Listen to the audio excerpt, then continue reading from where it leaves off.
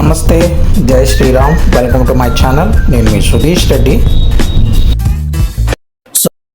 నమస్తే, జై Sriram. Welcome to my channel. నేను మీ Sudheesh Reddy. Bigg Boss Telugu season 9 4 వారాలు కంప్లీట్ చేసుకుంది. ఇప్పుడు నా 4th వీకెండ్ నడుస్తుంది కదా. 4th ఎలిమినేషన్ కూడా వచ్చేసింది. 4వ వ్యక్తి కూడా ఎలిమినేట్ కాబోతున్నాడు. సో ఇప్పుడు వచ్చేసి హౌస్కి 16 మంది వచ్చారు. 3 ఎలిమినేట్ అయిపోయారు అండ్ 13 మంది ఉన్నారు. 13 మందిలో ఉన్న వాళ్ళలో ఎంతమంది ఉన్నారు? కామనర్సు పవను, కళ్యాణు, శిరీజ, మన మాస్క్ మ్యాను అండ్ ఆవిడ దివ్య. 5 అయితే ఉన్నారు. 5 అయితే కామనర్స్ ఉన్నారు. మిగతా 8 మంది సెలబ్రిటీసే. అండ్ ఎక్కువగా కామనర్స్ వర్సెస్ సెలబ్రిటీస్ అని ఏదైతే ఈ థీమ్ని తీసుకుని బిగ్ బాస్ టీమ్ అయితే వచ్చిందో గుడ్. దాన్ని మళ్ళీ ఓనర్స్ వర్సెస్ టెనెంట్స్ కింద మార్చారు. జనరల్గా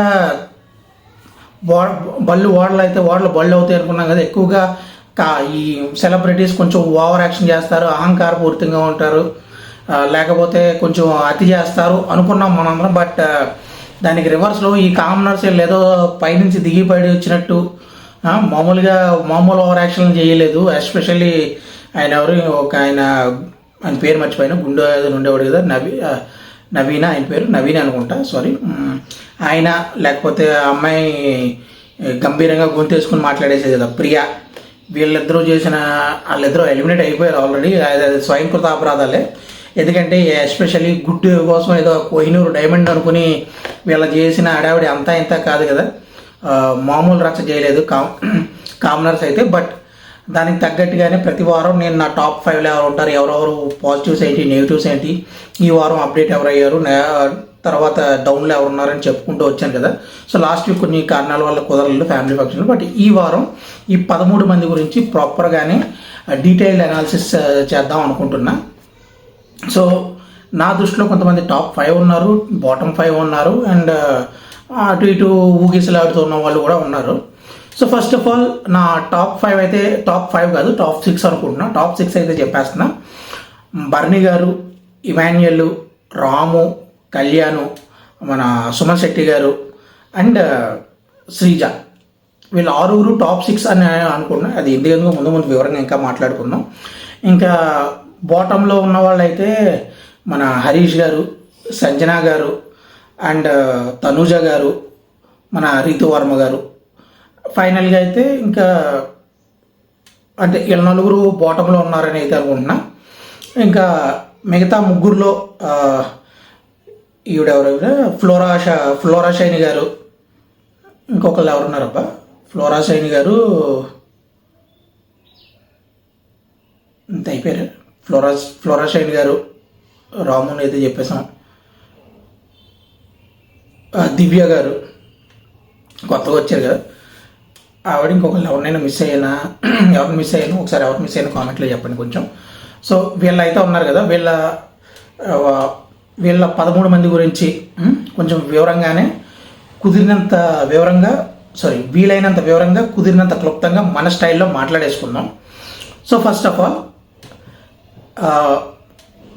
ధరణి గారి గురించి మాట్లాడుకోవాలంటే, నాకు తెలిసి ఈయన బయట క్యారెక్టర్ ఎలా ఉందో ఇక్కడ కూడా అలాగే ఉన్నాడు. కొంచెం బంధాలకి విలువిస్తూ ఆ ధృతరాష్ట్ర కౌగిల్లో చిక్కుకుపోయి విడిపించుకోలేక భయపడుతున్నట్టే, గిలగలా కొట్టుకుంటున్నట్టే కొన్ని తనూజతో నాన్న అనే బంధంలో కానీ అలాగ చిక్కుకుపోయి బయటికి రాలేక ఆ ధృతరాష్ట్ర కౌగిల్ని భరించలేక కొంచెం తట్టుమిట్టాడుతున్నారు. అది స్వయంకృత అపరాధమే, మనం ఏం చేయలేము దాని గురించి. అందులోంచి బయటకు వచ్చి ఈయన ఒరిజినల్ గేమ్ అంటే కొంచెం స్ట్రైట్ ఫార్వర్డ్గా నిన్న ఎలా అయితే నిన్న ఆయన తీసుకున్న స్టాండ్ రాము కోసం సూపర్బ్ అనమాట. ఎలా అయితే ఆయన మొన్న డెసిషన్స్లో లైవ్లో ఒకటి జరిగింది అండ్ ఇక్కడ ఇది మన సంచాలకగా చేసినప్పుడు, బట్ బయట ఒకటి జరిగింది, అదంతా ఓకే. బట్ సంచాలకగా ఈయనైతే ఒకసారి రౌండ్కి రూల్ మార్చడం కూడా ఓకే, నేను చేశాను తప్పు, ఆ తప్పుని రియలైజ్ అయ్యి వెంటనే రూల్ మార్చడం కూడా అది వెల్ అండ్ గుడ్. కాకపోతే ఈయనకున్న బిగ్గెస్ట్ డిసడ్వాంటేజ్ ఏంటయ్యా అంటే డబ్బా. ఆ దివ్యతో కూర్చుని ఎక్కువ సోది చెప్పుకుంటూ డబ్బా కొట్టుకుంటూ కొంచెం టైం పాస్ చేస్తున్నట్టు అనిపిస్తుంది కదా. అది కొంచెం తగ్గించుకుని కొంచెం గేమ్స్ మీద అంటే ఎక్కడ కావాలో అక్కడ ఎఫర్ట్ పెట్టాడు. తెలివిగానే ఆలోచిస్తున్నాడు, ముందుకు వెళ్తున్నాడు, వెళ్ళాడు కూడా. బట్ అది కాకుండా ఈ ఏదైతే ఈ బంధనాల్లో చిక్కిపోయాడో అట్ల నుంచి బయటకు వచ్చి కొన్ని వాటికి స్టాండ్ తీసుకోవడం, ఇప్పుడు మొదలు పెట్టాడు అనుకుంటున్నాను స్టాండ్ తీసుకోవడం. బట్ అది ఎంతవరకు నిబద్ధత, మళ్ళీ కొంచెం ఈయన ఏంటంటే కర్పూరంలో అంటాడు, కొంచెం డిప్ వెలిగిస్తే ఆరిపోతున్న టైప్లో ఉన్నాడు. అంటే తన కరుగుతూ ఇతరు వెలిగిస్తారు చూసారా, ఆ టైప్లో లాగా తనూజాకి లేదా మిగతా వాళ్ళకి వెలుగు ఇవ్వడానికి ప్రయత్నిస్తున్నాడు తప్ప తన కరిగిపోతున్నాడన్న విషయం అర్థం కావట్లేదు. బట్ స్టిల్ అక్కడి నుంచి కొంచెం పైకి వచ్చి అన్నీ దాటుకుని ముందుకెళ్తే ఈయన ఆల్రెడీ టాప్ క్యాండిడేట్లో ఉంటాడు. ఇంకా కొంచెం విన్ అయ్యే ఛాన్సెస్ మెరుగుపడతాయి. లేదు నేను బంధాలకే విలువిస్తాను, బాధ్యతలకి విలువిస్తాను అనుకుని కూర్చుంటే కనుక ఈయన డిమార్ట్లో బెల్లం పంచదార కొనుక్కుని పక్కకి వెళ్ళిపోవడమే జరుగుతుంది తప్ప ఉపయోగం ఉండదు. సో నెక్స్ట్ వచ్చేసి ఇప్పుడు ఒక పాజిటివ్ గురించి మాట్లాడుకుందాం. సేమ్ ఇంపాక్ట్లో ఈయనకి నెగిటివ్ తెస్తున్న వాళ్ళ గురించి, తనూజ గురించి మాట్లాడుకుందాం. ఏ ముడ్డి కిందకి 30 ఏళ్ళు వచ్చాక కూడా నాన్న నాన్న నాన్న నాన్న అనుకుంటూ ఇంత ఓవర్ యాక్షన్ చేస్తుంటే చిరాకు అనిపిస్తుంది కదా. ఏదో 10 సంవత్సరాల పిల్లో లేదా 15 సంవత్సరాల పిల్లో కొంచెం ముద్దుగా చేస్తుంటే ఓకే, అందంగా ఆనందంగా అనిపిస్తుంది. కానీ చెప్పాను కదా, వచ్చిన అర్థం చేయకుండా ఇలాంటి పిచ్చి యాక్షన్ అంటే మొత్తం అందరూ తనకే సాయం చేయాలి, మొత్తం అంతా తన చుట్టే తిరగాలి, తనని కాదు అని ఏమైనా చేస్తే మాత్రం వాళ్ళ శత్రువుగా చూస్తుంది. నిన్న ఇమాన్యుయల్తో మాట్లాడుతుంది కదా బర్నీ గారిని నామినేట్ చేయడం గురించి. ఆయన నిజంగా ఈవిడ కోసం ఎంత చేశాడో ఏంటి, 100లో 99 చేసి ఒక పని చేయకపోతే ఈవిడ కోపం వస్తుంది. అంటే వీడి కోసం 100కి 200 పనులు చేయాలన్నమాట. అది అండ్ అక్కడ కళ్యాణ్తో గోకడం ఇవన్నీ కూడా కరెక్ట్గా ఉండట్లేదు. అంటే ఇక్కడ కాకపోతే అక్కడ కాకపోతే ఇక్కడ అన్నట్టు ఏదో తిరుగుతుంది. ప్రీ ఎగ్జిస్టింగ్ ఫ్యాన్ బేస్ ఉండడం వల్ల ఓట్లు పడుతున్నాయని మీకు కొన్ని వీడియోస్లో చూశాను. కానీ అది కూడా కరెక్ట్ కాదు. క్యారెక్టర్ లేని వాళ్ళకి మంచి ఇక్కడ క్యారెక్టర్ చూసి వేయాలి, కానీ ఎప్పుడో టీవీల్లో చేసిన క్యారెక్టర్లు చూసి వేయడం కరెక్ట్ కాదు కదా. సో నా ఉద్దేశంలో ఈవిడైతే 100% కరెక్ట్ అయితే కాదు అని చెప్తున్నాను కదా. ఎలకలు తగ్గించుకుని అండ్ ఏ విషయంలోనూ ఒక జెన్యున్ ఆవిడ స్వార్థంగా ఆవిడ కోసం ఆవిడ ఆలోచించేది తప్ప, అది కూడా మరీ అతి స్వార్థం ఉండాలి. అది ఆవిడ కోసం ఆవిడ ఆలోచించుకోవాలి. కాకపోతే ఇది స్వార్థం కూడా కాదు, కొన్ని టెక్క అంటారు సరే, అలా ఆ టైప్ ఆఫ్ మెంటాలిటీలో ఉంటుంది ఈవిడ. బట్ నేను సెంటర్ ఆఫ్ గ్రావిటీ నేనే ఉండాలి, సెంటర్ ఆఫ్ అట్రాక్షన్ నేనే ఉండాలి అని ఈవిడ ఏదైతే చేస్తుందో అది one of the worst behaviour అని నేనైతే అనుకుంటున్నా. అందుకే ఈవిడైతే టాప్ 5లో నా దృష్టిలో ఉండదు. బట్ జనాలు బయట ప్రీ ఎగ్జిస్టింగ్ ఫ్యాన్ బేస్ అది వాళ్ళ ఇష్టం. కానీ క్యారెక్టర్ పరంగా కూడా ఈవిడకు ఉండే అర్హత అయితే లేదు. టాప్ 6లో కూడా ఉండే అర్హత లేదు. బట్ మనకు నచ్చిన వాళ్ళే అందరూ ఉంటారా, లేదా తప్పు చేయని వాళ్ళే అందరూ టాప్ 5లో ఉంటారా, అది ఎప్పుడు జరగదు కదా. అది మిగతా జనాలు వాళ్ళ వ్యక్తిత్వాలు వాళ్ళతో ఆలోచించుకోవాలి. వీడికి ఫ్యాన్ స్పేస్ కానీ వీడికి ఓట్లు వేసేవాళ్ళు కానీ లేదా పిఆర్ టీం కానీ మీరు కూడా ఆలోచించుకోండి ఒకసారి.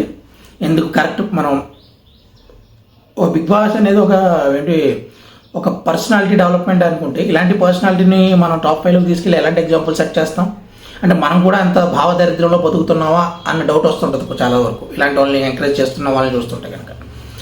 తర్వాత మీ ఇష్టం. సో నెక్స్ట్ ఇమాన్యుయల్ గురించి మాట్లాడుకుందాం. ఇమాన్యుయల్ అయితే సూపర్ అక్కడ కామెడీ జనరేట్ చేయడంలో కానీ, లేకపోతే ఆ టైమింగ్కి తగ్గట్టు పంచలేయడంలో కానీ, అందరినీ నవ్విస్తూ అన్ని విషయాల్లో మాట్లాడుతూ స్టాండ్ తీసుకోవడం, టాస్క్లు ఆడడంలో మాత్రం ఈ వీక్ కళ్యాణ్ ఇమాన్యుయల్ ఆడారంటే నెక్స్ట్ లెవెల్ అనమాట.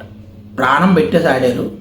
అలాగే దానికి తగ్గట్టే ఫలితం దక్కిందా లేదా అంటే ఎప్పుడు చెప్తున్నాను కదా, గెలవడం ఒకటే ఫలితం అని కాదు. ఈరోజు మనం ఎక్సర్సైజ్ మొదలెడితే మనకి రేపటికల్లా 6 ప్యాక్ రాకపోవచ్చు, కానీ అదే కంటిన్యూ చేసుకుంటూ ఉన్నాం అనుకోండి మన ఆరోగ్యం బాగుపడుతుంది. సో ఇలాంటిది ఇది కూడా అంతే. ఆయన కష్టపడ్డాడు, ఫలితం వచ్చిందా లేదా అనేది సెకండరీ, బట్ కష్టం ఇంపార్టెంట్. అది ఆయన చేశాడు, సూపర్ అని చెప్పాలి. ఈయన కూడా కొడుకు అనే బంధనాల్లో చిక్కుకుండిపోయాడు సంజన గారి దగ్గర. అంటే ఆవిడ చేసిన తప్పని ఆవిడ చెప్తున్నాడు, అందరి ముందు కూడా చెప్తున్నాడు, కానీ గట్టిగా చెప్పట్లేదు, అది ప్రాబ్లం. అండ్ ఈయన కూడా ధృతరాష్ట్ర కౌగిల్ అని చెప్పాను కదా, అందులోనే చిక్కుకున్నాడు సంజన గారు ధృతరాష్ట్ర కౌగిల్లో. అందులో జీని కూడా కొంచెం బయటికి రావాల్సిన అవసరం ఎంతైనా ఉందో, ఆ స్టాండ్ తీసుకోవాలి. నిన్న ధరణి గారు క్లియర్ కట్గా చెప్పారు కదా ఈయనకి, నువ్వు ఉంటే సంజన గారికి సపోర్ట్. అది నాకు కూడా అనిపించింది. To be frank, Emmanuel captain అయితే కనుక సంజన గారు ఓవర్ యాక్షన్కి తట్టుకోలేమేమో అని నాకు కూడా అనిపించింది. బట్ ధరణి గారు అక్కడ తీసుకున్న స్టాండ్ కూడా కరెక్టే. కాబట్టి సో ఇమాన్యుయల్కి అదైతే చాలా పెద్ద ఏమంటారు డ్రాబ్యాక్ అనే చెప్పుకోవాలి. ఆయన వీలైనంత త్వరలో అక్కడి నుంచి బయటకు అట్లీస్ట్ ఆవిడ చేసే తప్పులకి ఈయన పనిష్మెంట్లు ఇవ్వడం, లేకపోతే ఈయన స్టాండ్ తీసుకుని ఆవిడకి ఆపోజిట్గా మాట్లాడడం చేయాలి. లేకపోతే ఈయన కూడా చెప్తున్నాను కదా, అది ఒకటి తగ్గించుకోకపోతే విన్నర్ అవ్వాల్సిన క్యాండిడేట్ రన్నర్ అప్ గానో లేకపోతే టాప్ 5లో మిగిలిపోయే అవకాశాలు ఉంటాయి. సో అది మార్చుకోవాలి, ఖచ్చితంగా మార్చుకోవాలి. నెక్స్ట్ వచ్చేసి ఇంకొక ఇప్పుడు పాజిటివ్ అయింది కదా, నెగిటివ్ పర్సన్ అయితే మనకి రీతు చౌదరి. ఎంత తక్కువ మాట్లాడుకుంటే అంత దుష్టులకి దూరంగా ఉండాలి అంటారు చూసారా. మ్యానిపులేట్ చేయడంలో అంటే మోసం, ఏదో మోహిని పిశాచి అని నేను ఒకసారి తమ్నేల్ పెట్టా. 200% యాప్ట్ అండి. ప్రతి ఒక్క ఏడ్చి సాధించుకోవడంలో మన బిస్కెట్లు వేస్తుంది. మనం ఎప్పుడప్పుడు బయటికి వెళ్ళిన పావురాలకి మరమరాలు వెళ్తే పావురాలు వచ్చి ఏరుకుతుంటే చూసారా, అలాగే ఇక్కడ ఉన్న వాళ్ళ అబ్బాయిలందరికీ బిస్కెట్లు వేస్తుంది. మన పవన్ అయితే ఆ బిస్కెట్లకి బాగా లొంగిపోయాడు. అది నిన్న ఎపిసోడ్లో క్లియర్ కట్గా తెలిసింది. సో అంటే ఈవిడ తప్పు కాదు అని చెప్పడానికి ఎంత స్వార్థం కూడా కాదు, ఇది మోసం అనమాట. మోసం కూడా కాదు, వంచన కైండ్ ఆఫ్ స్టెప్లో ఉంటుంది ఆవిడ. అయ్యే దొంగేడుపులు కూడా మహానటి ఇంక మహానటి సావిత్రి గారు కూడా ఇంత స్ట్రైట్ అవే పర్ఫార్మెన్స్లు ఇవ్వలేరు, మామూలు పర్ఫార్మెన్స్లు ఇవ్వట్లేదు ఈవిడ, అదైతే తెలిసిపోతుంది. నేనైతే ఈవిడికి కనీసం ఓటేద్దాం ఉన్న థాట్ కూడా రాదు. అండ్ బయట జరుగుతున్న విషయాలు ఇవన్నీ పక్కన పెడితే ఆవిడ క్యారెక్టర్ ఏంటో అనేది ఇక్కడే అర్థమైపోతుంది. అంటే ఇది క్యారెక్టర్ని జడ్జ్ చేసే షో కాబట్టి నేనైతే చెప్తున్నా, ఆవిడైతే తన కోసం ఏమైనా ఎంతకైనా దిగజారి తను గెలిపించుకోవడానికి ఏ ప్రయత్నమైనా చేస్తుంది. అది బయట అనుకుంటే నాకు తెలియదు, కానీ హౌస్లో మాత్రం ఆవిడ అలాగే ఉంది. ఈవెన్ నిన్న టాస్క్లో గెలవడం ఓకే, కానీ ఎలా గెలిచాం అనేది కూడా ఇంపార్టెంటే కదా. ఫ్లోరా గారిని పక్కకి నెట్టేసి ఈవిడ ఆడిన విధానం, ఈవిడ చేసిన అతి అందరూ చూసే ఉంటారు. అంటే అది కరెక్టే స్ట్రాటజీ వాడింది అనుకునే వాళ్ళకి మనం ఏం చెప్పలేం, కానీ బేసిక్గా అయితే అది తప్పే. గెలిచింది కానీ ఎదుతోటి తొక్కేసి గెలవడం అనుకోవడం కరెక్ట్ అయితే కాదు, నా దృష్టిలో అయితే కరెక్ట్ కాదు. అండ్ ఇక్కడ ఈవిడ చేస్తున్న ఓవర్ యాక్షన్లు, లేకపోతే వీళ్ళ ఈవిడ చుట్టూ తిప్పుకోవడానికి చేస్తున్న ప్రయత్నాలు ఇవన్నీ కూడా టూ వరస్ట్ అనమాట. ఇంకా ఒక మనిషి ఎంతకు మించి దిగజారకూడదు అంతవరకు దిగజారుతుంది. ఎంతకన్నా ఎంతకన్నా దిగజారాలనుకుంటే దిగజారుతుంది కూడా.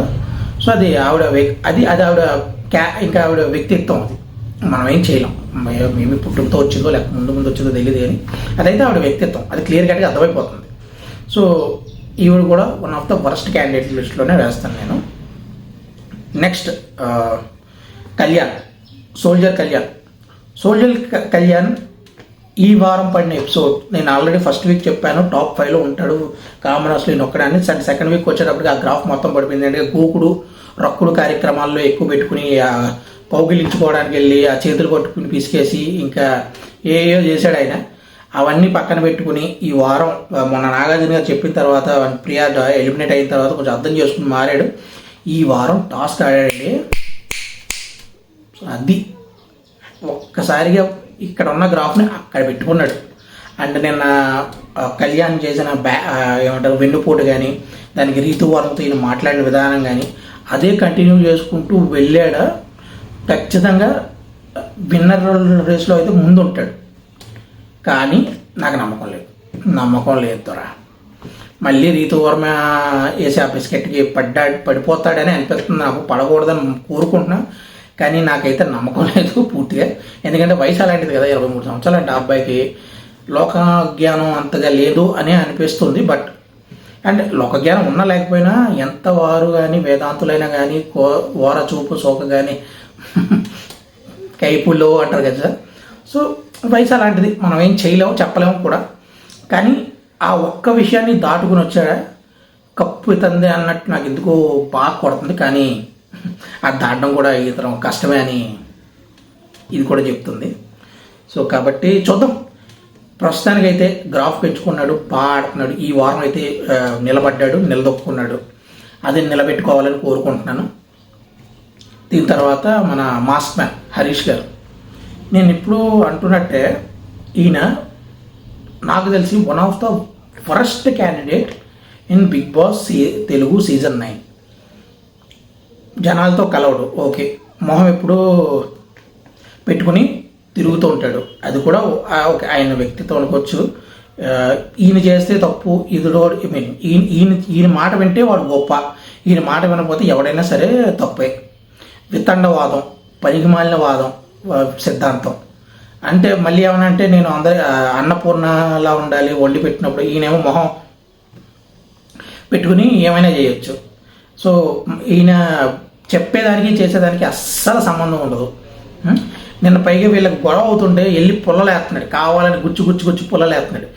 అండ్ కొంతమంది 7 లక్షలు 8 లక్షలు ఉన్న యూట్యూబర్స్ ఉన్నారు, ఆ వీడియో కూడా నేను చూడడం జరిగింది. ఈయన గురించి డీమార్ట్లో చౌకగా వస్తున్న బెల్లం పంచదార కొని తెచ్చుకుని ఈయనది ఏదో అంటే సూపర్ బంపర్ అని చెప్తుంటే నాకు బాటాను ఫెరగంతో కొట్టాలనిపించింది. బట్ ఇంకా ఎవరి ఒపీనియన్ వాళ్ళది కదా. సో అట్లీస్ట్ తప్పు క్లియర్గా అక్కడ కనిపించేదాన్ని కూడా మ్యానిపులేట్ చేద్దామని చూస్తున్న వాళ్ళు మనం ఏమంటాం. అండ్ ఈయన అయితే ఈ వారం వెళ్ళిపోతాడనే నాకైతే అనిపిస్తుంది. అండ్ చాలామంది కూడా చెప్తున్నారు. సో ఈయన గురించి ఇంకెంతకు మించి వెళ్ళిపోయే వాళ్ళ గురించి ఇంకెందుకు లేదు, కానీ ఈయనైతే కరెక్ట్ కాదు. నాకు టాప్ 10-13లో కూడా ఉంచుకోకూడదు అనుకుంటున్నాను నేనైతే. సో అదనమాట విషయం. నెక్స్ట్ రాము రాథోడ్ గారు. రాము రాథోడ్ ఏం చేశాడో ఏం చేయలేదో, మాట్లాడగలుగుతున్నాడో మాట్లాడలేకపోతున్నాడో పక్కన పెడితే, ప్యూర్ సోల్. తన కెపాసిటీ 35 మార్క్స్ అయితే తను కనీసం ఒక 60-70 మార్క్స్కి తెచ్చుకోవాలన్న ఎఫర్ట్ పెడుతున్నాడు. 60-70 వస్తున్నాయా రావట్లేదు, అట్లీస్ట్ 50 దాకా వస్తున్నాయన్నా 35 కన్నా ఎక్కువే కదా. ఆయన కెపాసిటీకి మించి తెచ్చుకుంటున్నట్టు కదా ఫిజికల్ టాస్కుల పరంగా. నిన్నైతే ఆయన ఆడిన విధానం కానీ, ఆయన ఈవెన్ రీతు ఆయన ఇలా జస్ట్ ఇలా కోడిని తీసి ఇలా పక్కన పెట్టినట్టు పెట్టేయగలరు. అలాంటిది రీతుతో కూడా అంటే అంత బలం ఉంది ఆవిడలో. ఈయన కొంచెం బలం పరంగా ఈయన వీకే. సో ఆ విషయాల్లో కూడా కష్టపడి ఆడి పోరాడిన కూడా సంజన గారు ఏదో స్ట్రాటజీ ఎంతైతే అంతవరకు ఆడదాం, ఓటమి అయితే చివరి క్షణం వరకు పోరాడదాం, ఏదో ఒకటి అవుద్ది అని చెప్పడం కూడా పర్ఫెక్ట్ అనిపించింది. అండ్ ఈయన ఎక్కడ మొన్న నామినేషన్స్లో కూడా ఈయన వాదించిన విధానం సూపర్ అనిపించింది. అంతకుముందు ఈయన అంటే ఎక్స్ప్రెస్ చేయడం రాక, అంటే మాటని ఎక్స్ప్రెస్ చేయడం రాక కొన్ని కన్ఫ్యూజన్స్ క్రియేట్ చేశాడు. బట్ ఈయనైతే ఈయనలాగే ఉన్నాడు, ఎలాంటి కల్మషం లేదు, ఎలాంటి స్ట్రాటజీలోకి లేవు. ఆయన ఎలా ఉన్నాడో అలాగే ఆడుతున్నాడు, అలాగే దూసుకెళ్ళిపోతున్నాడు. సూపర్ అనిపించింది. ఇంకా నెక్స్ట్ సంజన గారు. ఈ దొంగ మొహాలు లేకపోతే ఇంకా ఏమన్నా తెలియదు, కానీ ఏదో ఓకే బాలింత్రాలు ఒక 5-6 నెలల బిడ్డను వదిలేసి వచ్చింది అంటున్నారు, ఓకే. కానీ సికండి కూడా అంటే మరి సైకోపాత్ అంటారు చూసారా, ఆ టైప్ ఆఫ్ క్యారెక్టర్. అంటే ఆవిడకి ఎవరైనా నచ్చితే ఇక్కడ పెట్టుకోవడం, నచ్చలేదంటే అతల పాతాలను తొక్కేద్దాం అనడానికి ఈ వీర ప్రయత్నాలు చేస్తుంది. దానికి ఏవైనా పర్లేదు, ఇంక ఎవరికి ఏమైనా ఈవిడికి అనవసరం. వాళ్ళని పాతాళానికి తొక్కేయాలి అంతే, అంతకుమించి ఏం కాదు. సో ఈవిడ కంటెంట్ క్రియేట్ చేస్తుంది, అట్లీస్ట్ ఈవిడ చుట్టే తిప్పుకుంటుంది. కానీ ఆ కంటెంట్ నేను ఆల్రెడీ చెప్పా, ఫస్ట్ వీక్లోనే చెప్పా, పాము విషం లాంటిది ఈవిడ అని. అంటే మోతాదు మించిందో మనకే ప్రమాదం అని. సో చెప్తున్నాను కదా, కంటెంట్ క్రియేట్ చేస్తుంది, కంటెంట్ ఇస్తుంది అన్నంత మాత్రాన ఈవిడ ఉప్పు తప్పు అయిపోదు కదా. పాజిటివ్ నెగిటివ్ కంటెంట్ అయితే ఇస్తుంది అన్నారు, కానీ కంటెంట్ ఇస్తుంది, నెగిటివ్ పాజిటివ్ అనేది కూడా మ్యాటరే కదా. ఈవిడ ఇచ్చే కంటెంట్లో 10%, 20% పాజిటివ్ ఉంటే 80-90% నెగిటివ్ ఉంటుంది. పక్కువ ఈవిడ శాడిజం, సైకోయిజం మొత్తం క్లియర్ కట్గా కనిపించిపోద్ది ఈవిడ ఇచ్చే కంటెంట్స్లో. సో ఏదో అమ్మతనం ఉంది, అందరికీ గోరుముద్దలు పెడుతుంది అంటే రావణాసురుడు ఎంత పెద్ద భక్తుడైతే మాత్రం ఉపయోగం, రావణాసురుడిని మించిన శివభక్తుడు లేదు అంటారు, కానీ ఉపయోగం ఏంటి? చివరికి రావణుడే కదా. సో ఇది కూడా అంతే. అంతెందుకు రాక్షసుల్లో కూడా రాజమాతలు ఉంటారు, ఆ గోరుముద్దలు తిరిగి అది ఓకే. బట్ ఫైనల్గా వచ్చేటప్పుడు రాక్షసులే కదా. ఈవిడ కూడా ఆ జాతికి చెందిందే కాబట్టి కొంచెం ఆ కేటగిరీలోనే ఉంటుంది కాబట్టి ఈవిడ్ని ఎంకరేజ్ చేయడం కూడా అంత కరెక్ట్ కాదు అనేది అనుకుంటున్నా. సో తర్వాత ఈవిడ ఫ్యాన్స్ పిఆర్ టీంలో తర్వాత ఈవిడ సపోర్ట్ చేస్తున్న ఎవరు చేయట్లేదు అనుకుంటున్నాను మ్యాక్సిమం. మేబీ మన 7 లక్షలు 8 లక్షల సబ్స్క్రైబర్లు ఉన్న టాప్ రివ్యూయర్లకి డబ్బులు అందలేదేమో కాబట్టి ఏం చేయట్లేదు ఈవిడ విషయంలో. అందుంటే బయటికి ఈ డిమార్ట్కి వెళ్ళి ఆయన ఈవిడ విషయంలో కూడా బెల్లం పంచదారలు కొనుక్కు తెచ్చుకొని బాగానే సపోర్ట్ చేసేవారు. బట్ పాపం ఏం లేదు కాబట్టి well and good. So next మన సుమన్ శెట్టి గారు రాము గురించి ఏదైతే చెప్పినా కట్ట కాపీ పేస్ట్ ప్యూర్ సోలు. మా నామినేషన్లో వ్యాలిడ్ పాయింట్స్ పెట్టారా లేదా అంటే ఆయన పెట్టలేరు, ఆయన ఎప్పటికీ పెట్టలేరు అది వేరు. కానీ టాస్కుల పరంగా ఈయన ఎంత ఎఫర్ట్ పెట్టాలో అంత ఎఫర్ట్ పెడుతున్నాడు. అందరితో మింగిల్ అవుతున్నాడు. తప్పున్న చోట గట్టిగా ప్రశ్నిస్తున్నాడు. మామూలుగా కూడా కాదు, రేస్ చేసి మరీ ప్రశ్నిస్తున్నాడు. ఈయన ఒకరికి నమ్మాడు, ఇతను కరెక్ట్ అనుకున్నాడు అంటే వాళ్ళ కోసం ప్రాణం ఇవ్వడానికి కూడా సిద్ధంగా ఉంటున్నాడు. నిన్న రాము గెలిచినప్పుడు ఎంత ఎమోషన్ అయ్యాడు, ఎంత బాగా అది చూసాం. సో హెడ్స్ ఆఫ్ చెప్పాలి ఈయన ప్రీ ఎగ్జిస్టింగ్ ఫ్యాన్ బేస్ వల్ల డబ్బు పడినా ఎలాగైనా సరే ఈయనైతే ఒక ప్రాపర్ ప్యూర్ జెన్యూన్ క్యాండిడేట్. ఇలాంటి వాళ్ళు ముందుకెళ్ళాలి. తప్పుని పదాలతోనే ప్రశ్నించక్కర్లేదు, తన చేష్టలతో కూడా ప్రశ్నించవచ్చు. ఈయన చేష్టలతో ప్రశ్నిస్తున్నాడు, పదాలు పెట్టలేకపోతున్నాడు అంతే, కానీ ప్రశ్నించడం అయితే ఆపట్లేదు. సో హెడ్స్ ఆఫ్ టు మన సుమన్ శెట్టి గారు. ఎవరెవరు అయ్యారు ఇప్పటికీ? మన ధరణి గారు, తనూజ, ఇమాన్యుయల్, రీతు చౌదరి, దాని తర్వాత కళ్యాణ్, సంజన గారు అయిపోయారు, హరీష్ గారు అయిపోయారు. నెక్స్ట్ శ్రీజ గురించి మాట్లాడు. సారీ, శ్రీజ కాకుండా ఇంకెవరున్నారు? నెగిటివ్స్ అందరూ అయిపోయినట్టున్నారు. సరే, శ్రీజ గురించి మాట్లాడేసుకుందాం. సో శ్రీజ ఏంటంటే ఫస్ట్లో ఆ అమ్మాయి స్వయంపుత్ర అంటే భస్మాసురాస్త్రం లాగా తన గొంతుని తన మీద వేసుకుని కావాల్సినంత నెగిటివిటీ మూట కట్టుకుంది. నాకు కూడా చిరాకు వచ్చేదండి, ఏం మాట్లాడుతుందిరా బాబు, ఏం ఆపమ్మ తల్లి అన్న, నీకు దండం పెడతాను ఆపు తల్లి అని టీవీ ముందు కూర్చొని రోజులు కూడా ఉన్నాయి. బట్ లాస్ట్ వీక్ నుంచి ఇలా కొన్ని రోజులు తగ్గుతూ ఎక్కడ మాట్లాడాలో అక్కడ పర్ఫెక్ట్గా మాట్లాడుతూ ఎంతవరకు మాట్లాడాలో అంతవరకు మాట్లాడుతుంటే కొంచెం గొంతు ఇరిటేటింగ్గా ఉన్నా కూడా బట్ అంతకు ముందుకు చేసిన బీభత్సం కన్నా సునామీ కన్నా తుఫాన్ బెటరు అన్నట్టు అంతకుముందు అయితే సునామీలో మీద పడిపోయేది, ఇప్పుడు ఏదో అల్పపీడనం పట్టినట్టు కొంచెం అలా వచ్చి వెళ్ళిపోతుంది కాబట్టి కొంచెం బెటర్ అనిపిస్తుంది. బట్ టాస్క్లు ఆడిన విధానం, టాస్క్లు అమ్మాయి ప్రాణం పెట్టి ఆడడం అంటే కొన్ని నేను ఎమాన్యుయల్ చేసేయడం కూడా నాకు తప్పు అయితే అనిపించలేదు. ఎందుకంటే ఆల్రెడీ క్యాప్టెన్ అయ్యాడు కాబట్టి మిగతా వాళ్ళకి కూడా ఫేర్ చేయాలి. క్యాప్టెన్ తను సంజన గారి కోసం వదులుకున్నాడు, అది తనకి అప్పుడు సపోర్ట్ చేసింది కదా, సపోర్ట్ చేసిన క్యాప్టెన్ అయ్యాడు. ఆ క్యాప్టెన్సీని ఆయన వదిలేసుకున్నాడు. ఓకే, అందులో తప్పేం లేదు. ఈ అమ్మాయి చేసిన దాంట్లో తప్పేం లేదు. స్టాండ్ తీసుకుంది, నిలబడింది, బాగా ఆడుతుంది. తన టీం పోయినా సరే వేరే టీంకి వెళ్ళి కూడా అంతే ఎఫర్ట్ పెట్టింది. ఏదైనా ఆ విషయంలో మాత్రం ఈ అమ్మాయికి నిజాయితీకి మెచ్చుకోవచ్చు. తన ఎఫర్ట్స్, నేను ఏ టీంకి వాడుతున్నాను, నేను ఉన్నాను ఇక్కడ, నేను ఇక్కడ ఈ టీంకి 100% ఎఫర్ట్స్ ఇవ్వాలి అనే దృక్పథంతో ఆడుతుంది. టెనెంట్ అయ్యాక చాలా మారింది. ఈ టాప్ 6 అట్లీస్ట్ ఇలాంటి అలకలు కానీ ఇలా ఓవర్ యాక్షన్ కానీ ఏమీ లేవు. ఒకవేళ ఏడ్చినా కూడా ఆ ఏడుపులో జెన్యూనిటీ కనిపిస్తుంది మనకి, అతి కానీ ఏమి ఉండదు. అంటే ఆ ఏడుపు ఒక కారణం ఉంది. కారణం లేని ఏడుపులు తనూజ ఏడుపుల్లా ఉంటాయి కానీ రీతు వర్మ ఏడుపుల్లాగా మనకు చిరాకు తెప్పిస్తాయి. కారణం ఉన్న ఏడుపులకి అయితే మనకే జాలి కలుగుతుంది. సో ఈ అమ్మాయి ఏడ్చిన సందర్భాలే తక్కువ, ఏడ్చినా కూడా ఒక కారణం ఉంది, దానికి ఒక భావం ఉంది.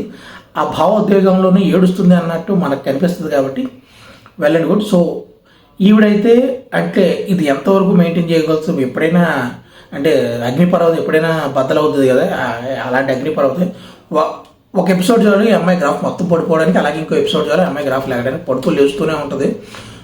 బట్ ఇప్పటి వరకు అయితే ఈ వారం పరంగా అయితే మాత్రం ఈ అమ్మాయిని టాప్ 6లోనే చూస్తున్నాను నేను. నెక్స్ట్ ముందు వారాల్లో ఈ అమ్మాయి ప్రవర్తన బట్టి ఎలా మారుతుందో ఏంటో చూడాలి.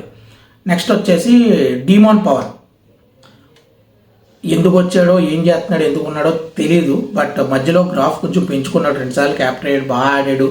రీతు వర్మ మోసం చేసి ఈయన క్యాప్టెన్ చేసినా కూడా, బిస్కెట్లు చాక్లెట్ల కోసం క్యాప్టెన్ చేసినా కూడా నాకు వద్దు అని చెప్పి మళ్ళీ గెలుచుకున్నాడు. తర్వాత మళ్ళీ గెలుచుకున్నాడు. ఓకే, కొన్ని నిర్ణయాలు కానీ స్టాండ్ తీసుకోవడం కానీ అంతా బాగానే ఉంది. కానీ నిన్న రీతు వర్మగా కంప్లీట్గా లొంగిపోయి బానిస అయిపోయి తిరుగుతూ కళ్యాణ్ని ఎలా అయితే ఎవరే బేసిక్స్ అదే బేసిక్ సెన్స్ ఏంటి, అక్కడ నలుగురు ఉన్నారు, ఇద్దరు టెనెంట్స్, ముగ్గురు టెనెంట్స్, ముగ్గురు ఓనర్స్, ఒక టెనెంట్. అందులో ఫస్ట్ కళ్యాణ్ అంటే కళ్యాణ్ కన్నా నీకు రీతు ఎక్కువైపోయిందా? అది ఎక్కడ మిస్కమ్యూనికేషన్ జరిగినా ఏం జరిగినా అక్కడ నలుగురు ఉన్నారు. తర్వాత ఛాన్సులు ఎలా ఉంటాయో చూడాలి. ముందే తన ఫ్రెండ్ని తీసేయడం అనేది 200% రాంగ్. దాని తర్వాత ఈయన అక్కడికి వచ్చి ఇచ్చిన ఎక్స్ప్లెనేషన్ ఇంకా వరస్ట్. అంటే రీతు కంప్లీట్గా దానికి ముందు రోజు ఏంటి, నన్ను కూడా పెట్టండి, నేను ఆడాలనుకుంటున్నాను, 2 సార్లు క్యాప్టెన్ అయ్యో, మొహానికి ఎలాగైనా సిగ్గు లేకపోవచ్చు, కనీసం ఉండాలి కదా సిగ్గు, అది కూడా లేదు దీనికి. లేకపోతే నేను మీకు సపోర్ట్ చేయను అని అక్కడే చెప్పేశాడు.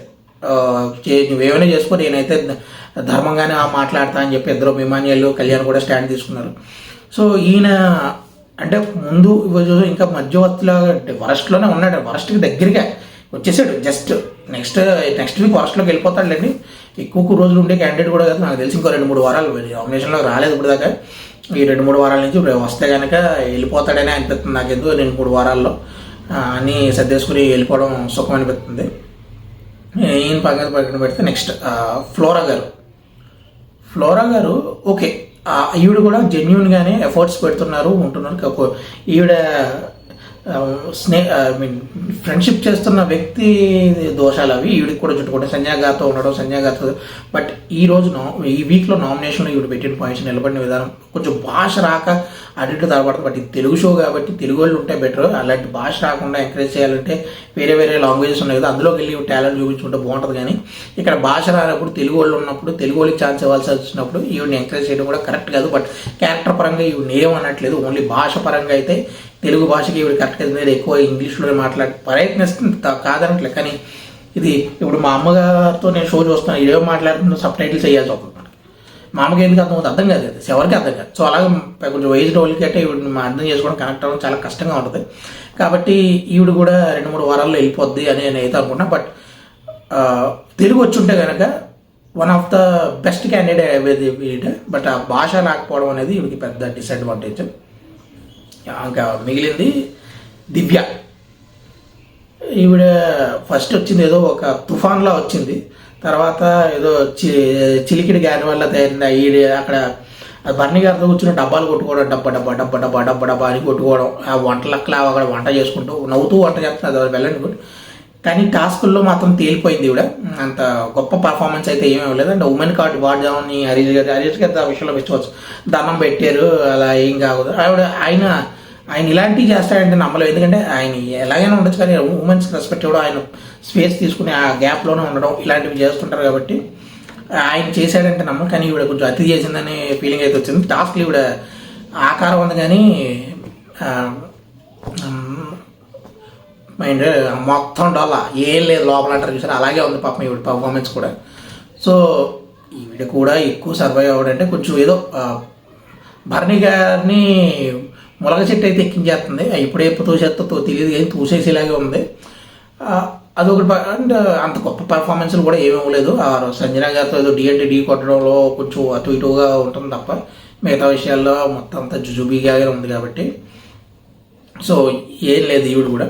సో అందరినీ కవర్ చేశానని అనుకుంటున్నా. ఒకవేళ ఎవరినైనా మిస్ అయితే కొంచెం కామెంట్స్లో తెలపండి. చాలా రోజుల తర్వాత వీడియో చేస్తున్నా, కొంచెం అందరూ లైక్ చేసి సబ్స్క్రైబ్ చేసుకుని ఛానల్ని. ఆల్రెడీ చాలామంది బాగానే సబ్స్క్రైబ్ చేసుకుంటున్నారు, కొంచెం సపోర్ట్ చేయండి ఈ ఛానల్కి. ఇలాంటి మంచి మంచి వీడియోలు ఇంకా పెట్టడానికి ప్రయత్నిస్తూనే ఉంటాను. అండ్ చిరంజీవి గారి సీజన్ 2 కూడా స్టార్ట్ చేశాను. నెంబర్ ఆఫ్ డ్యాన్స్ కోసం నేను టాగూర్ పెట్టాను, ఒకసారి చూడండి. రేపు మా ఇంద్రా మూవీతో కూడా పెడతాను.